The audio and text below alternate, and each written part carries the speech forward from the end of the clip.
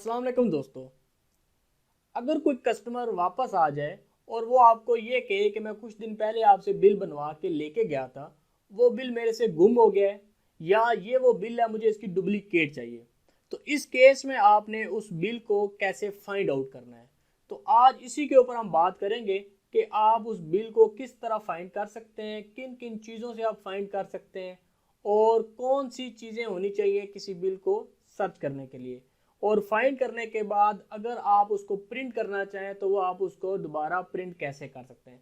इन सारी चीज़ों को आज हमने कवर करना है इस वीडियो सेशन के अंदर, जिसका नाम है find duplicate bill. Duplicate bill दो जगहों से आप उसको सर्च कर सकते हैं। एक होता है करंट डे का बिल और एक होता है प्रीवियस डे का बिल।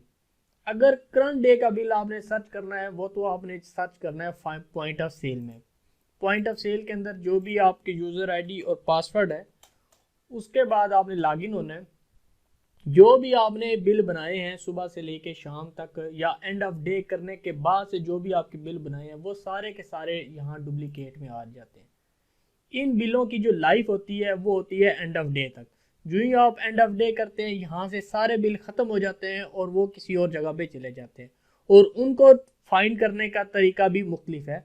ये जो करंट डे के बिल हैं उनको आप इस तरह तलाश कर सकते हैं। यहाँ पे जितने भी बिल बने होंगे ये सीक्वेंस में आप देखिएगा, ये आपके पास आ रहे हैं 28, 27 नंबर, 26 नंबर, 25 नंबर, ये आपके आ रहे हैं और ये आगे उनकी अमाउंट आ रही है। तो जो भी कस्टमर आएगा वो कहेगा जी मैं 10 मिनट पहले आया था, 20 मिनट पहले आया था, ये मेरे बिल की जो अमाउंट थी वो 2220 रुपये थी।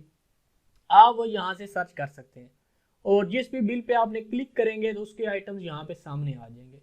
और इसको अगर आपने दोबारा प्रिंट करना होगा तो यहाँ से आप प्रिंट भी कर सकते हैं और अगर आपने इसको व्यू करना होगा तो यहाँ से आप डिस्प्ले पे क्लिक करेंगे तो यहाँ पे उसका बिल का एक व्यू आ जाएगा और इसके ऊपर लिखा होगा डुप्लीकेट, ताकि ये मिस यूज़ ना हो, इसलिए इसके ऊपर मेंशन होता है ये डुप्लीकेट है। अब प्रीवियस डेज के जो बिल आपने फाइंड करने हैं उसके दो तरीके हैं। एक तरीका ये है कि अगर आपने कैशियर्स को डुप्लीकेट बिल ओपन करने की आपने परमिशन दी हुई है तो फिर आपने पॉइंट ऑफ सेल के ऊपर कंट्रोल और प्लस एच की आपने प्रेस करनी है तो डुप्लीकेट का फॉर्म आपके सामने पॉइंट ऑफ सेल से ओपन हो जाएगा। अगर ये आपको अलाउ नहीं है पॉइंट ऑफ सेल से ओपन करना, देन आपने इसको कहाँ से ओपन करना है, उसके लिए फिर आपको जाना पड़ेगा रिपोर्ट्स के अंदर और डुप्लीकेट के अंदर और देन डुप्लीकेट बिल के अंदर। फिर बाकी चीज़ें आपने यहाँ से फाइंड करनी है। तो अब सिचुएशन ये आ जाती है कि कस्टमर आपसे बिल लेके गया 2 दिन पहले, 3 दिन पहले, 10 दिन पहले, महीना पहले, तो अब उस बिल को आपने कैसे ढूंढना है। अब उसमें कुछ तो ये होता है कस्टमर आपके साथ वो बिल जो उसको आपने दिया था वो बिल साथ लेके आया, उसको ढूंढना ज़रा आसान हो जाता है। अगर वो कस्टमर साथ वो बिल लेके नहीं आया और उसको उस बिल में से कुछ चीज़ें पता है तो फिर आपने किस तरह उसको बिल ढूंढना है। इन सारी चीज़ों को हम देखेंगे कि आप किन किन तरीक़ों से अपने कस्टमर का जो पुराना बिल बना होता है उसको आपने ढूंढना कैसे है। उसको ढूंढने के लिए आपने जाना है रिपोर्ट्स के अंदर और यहाँ पे मेन्यू आ रहा होगा आपके पास डुप्लीकेट और फिर आपने जाना है डुप्लीकेट बिल के अंदर। ये फॉर्म है आपके पास जो तमाम तरह के डुप्लीकेट बिल को ना सिर्फ सर्च करेगा बल्कि उसको अगर आपने रीप्रिंट करना है तो आप उसको प्रिंट भी कर सकते हैं। अब स्टेप वाइज चलते हैं कि किन किन चीज़ों से आप बिल को ट्रेस आउट कर सकते हैं। नंबर 1 ये है, अगर कस्टमर कहता है जी मेरा बिल बना था 3 महीने की 1 तारीख को, तो आपने ऊपर और नीचे दोनों वही डेट कर देनी है और उसको सिर्फ इतनी इंफॉर्मेशन पता है कि इस डेट को बिल बना था, तो आपने शो का बटन दबाएंगे वो तमाम के तमाम बिल आपके सामने आ जाएंगे। अब जब ये सारे आ जाएंगे तो इसमें से ढूंढना तो फिर 1 बाय 1 आपको पड़ेगा कि आपने जिस भी बिल पे डबल क्लिक करेंगे तो ये उसके आइटम्स आ जाएंगे।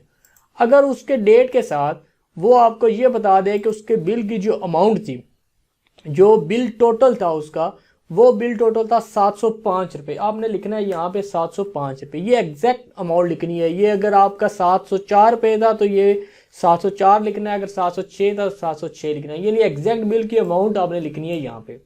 तो ये इस डेट के अंदर 705 वाला एक ही बिल बना था, वो ये बिल आपके सामने आ गया, ये आपके बिल सामने आ गया। अब वो कस्टमर कहता है जी ठीक है बिल्कुल हमारा यही बिल था, अब इसको आपने प्रिंट लेना है।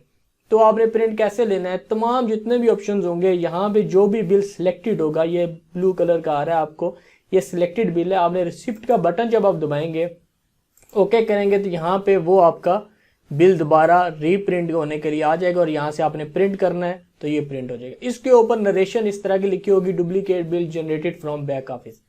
पॉइंट ऑफ सेल और इस वाले डिज़ाइन में थोड़ा सा फर्क होगा। अगर आपने इसको A4 पे लेना है, बड़े बिल पे लेना है, तो फिर आपने यहाँ पे क्लिक करना है और ये आपके सारे बिल आ जाएंगे। अच्छा, अगर आपने किसी भी दिन के यानी कि जो 3 तारीख के बिल बने आपने सारों का प्रिंट लेना है तो फिर आपने कैसे लेना है, आपने यहाँ से शो किया, अब ये सारे बिल आ रहे हैं। अगर आप किसी पे भी क्लिक करके रिसिप्ट का बटन दबाते हैं तो ये सिर्फ एक बिल आपको शो करवाता है, लेकिन अगर आपने ये सारे बिल प्रिंट करने होंगे तो फिर आपने दबाना है रिसिप्ट ऑल का बटन। ओके का बटन दबाएंगे, ये जितने बिल बने होंगे ये पेज के ऊपर 15 पेजेस आपके बनेंगे, ये इस तरह आएंगे। एक बिल खत्म होगा, फिर दूसरा बिल, फिर तीसरा, फिर चौथा, इस तरह के आपके पास बिल आ जाएंगे। इसके बाद जो अगला नेक्स्ट सेक्शन है वो है आपके पास मल्टीपल स्टोर्स हैं, आपकी मल्टीपल ब्रांचेस चल रही हैं। तो कस्टमर आपको बताता है जी फलां ब्रांच है, यानी कि मैं स्टोर 0000 से बनाया था। अब आप देखिएगा मैं यहाँ से ये वाला बटन दबा रहा हूँ, ये डेट मैंने सिलेक्ट की और ये वाला बटन दबाया। अब मैं शो का बटन यूज़ नहीं कर रहा, मैं ये वाला यूज़ कर रहा हूँ। तो यहाँ पे देखिएगा ये स्टेशन है, स्टेशन नंबर 001 है और इसी के नीचे आप देखिएगा 002 के भी आ रहे हैं और जो कैशियर है वो ये तबस्सुम के भी आ रहे हैं और यहाँ पे पोस्ट के भी आ रहे हैं। वो कस्टमर आपको कहता है जी कि मैंने फलां काउंटर से बिल बनाया था, आपने काउंटर का नंबर दे दिया। कैशियर ये वाले साहब थे, जो भी साहब वो बताते हैं उनकी आपने आईडी यहाँ पे डालनी है POS की, और अब उसको एग्जैक्ट अमाउंट नहीं पता, उसको आइडिया है कि उसका जो बिल बना था वो 100 रुपये से लेके 200 रुपये तक था। सपोज करें आपने लिखा जी 100 रुपया और यहाँ पे आपने 2 में लिख दिया 200 रुपये।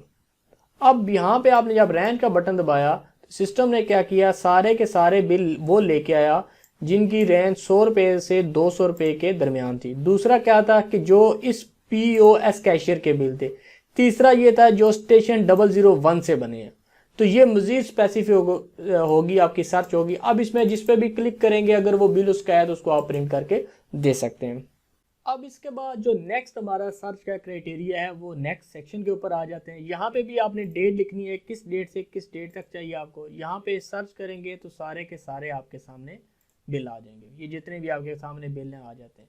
लेकिन कस्टमर कहता है जी डेट तो यही थी, अब बिल की अमाउंट मुझे नहीं पता, लेकिन मुझे ये कन्फर्म है कि मैंने एक आइटम लिया था। जो भी वो आइटम का नाम बताएगा उसको आपने कोड उसका देख लेना है कि उसका क्या कोड है, तो वो आपको बता देगा। आपने जब सर्च करेंगे तो ये आपके उस दिन के 2 तारीख के अंदर ये आपके 4 बिल बने हैं जिसके अंदर ये आइटम था। अब वो यहाँ से आपको बता सकते हैं उनको कि 3255 रुपये का टोटल था, 4144 रुपये का था, या 4770 रुपये का था, या 693 रुपये का था। वो जिस भी बिल पे कहता है आपने उसके ऊपर डबल क्लिक करके बता देनी कि ये वो सारा बिल है जी जिसके अंदर आपके बाकी आइटम आया यही है। अगर वो कहता है यही है तो आपने इसको रिसिप्ट से प्रिंट करके दे देना है। अब आ जाती है बारी आपके रजिस्टर्ड कस्टमर की। तो रजिस्टर्ड कस्टमर के केस में आपके पास जो भी सामने कस्टमर है उसका आपको कोड पता होना चाहिए। तो जो कोड होगा, आप सपोज करें कि उस कस्टमर का कोड था 0065 और जो डेट थी वो साहब बता रहे हैं जी डेट थी मेरी 1 मार्च से 2 मार्च के दरमियान थी ये वाली, और जो कस्टमर का कोड है वो आपने लिख दिया अब्दुल सबूर साहब थे सपोज करें। तो यहाँ से जब आप शो का बटन दबाएंगे तो वो क्या करेगा, इस डेट के अंदर इस कस्टमर का जो भी ये कस्टमर है जमाल अब्दुल सबूर साहब, इनका कोई बिल बना वो बता देगा कि ये इनका बिल बना था, ये उसका टोटल था, ये उसके अंदर आइटम से। अब सिचुएशन ये आ जाती है कि आप ने वो जो कस्टमर का बिल बनाया था वो आपने Ctrl+U करके बनाया था। तो Ctrl+U में आप नरेशन लिख देते हैं, कैश कस्टमर है या कस्टमर का नाम लिख देते हैं। वो हालांकि वो रजिस्टर्ड कस्टमर नहीं है, उसका कोड वगैरह नहीं है, आपने Ctrl+U करके उसकी कुछ नरेशन लिख दी थी। तो वो नरेशन में से आपने कैसे सर्च करना है, नरेशन में सर्च करने का तरीका क्या है जी।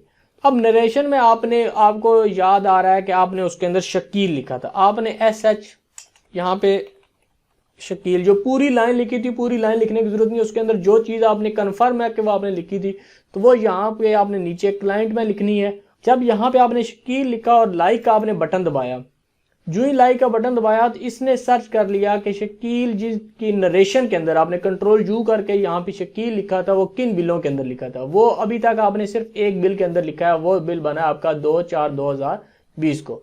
तो आपने इसके ऊपर डबल क्लिक किया, ये वो आइटम्स आ गए और आप इसको प्रिंट कर सकते हैं। Ctrl+U को सर्च करना है। अब एक होता है, कुछ कस्टमर कहते हैं जिस तरह एक बिल नंबर होता है जो रोजाना एंड ऑफ डे के बाद रीसेट हो जाता है, और कुछ लोग ये कहते हैं कि उनका बिल रोजाना रीसेट ना हो बल्कि कंटिन्यूसली वो चलता रहे, तो उसको हम कहते हैं शार्ट बिल नंबर। तो जो शार्ट नंबर है उसको आपने कैसे सर्च करना है? अब शार्ट नंबर जो भी आपने लिखा होगा, सपोज करें मैंने शार्ट नंबर बिल के ऊपर, ये बिल के ऊपर प्रिंट भी होता है, तो वो सपोज करें ये 6 डिजिट का ये नंबर है, तो आपने इसको जब सर्च किया तो उसने बता देना है कि ये बिल हैं जिनके शार्ट नंबर के अंदर जो है ये वाला लिखा हुआ है। ये जिस तरह एक बड़ा बिल नंबर होता है इसके मुकाबले में एक छोटा शार्ट बिल नंबर होता है और ये कंटिन्यूसली चलता रहता है, तो इससे भी आप सर्च कर सकते हैं।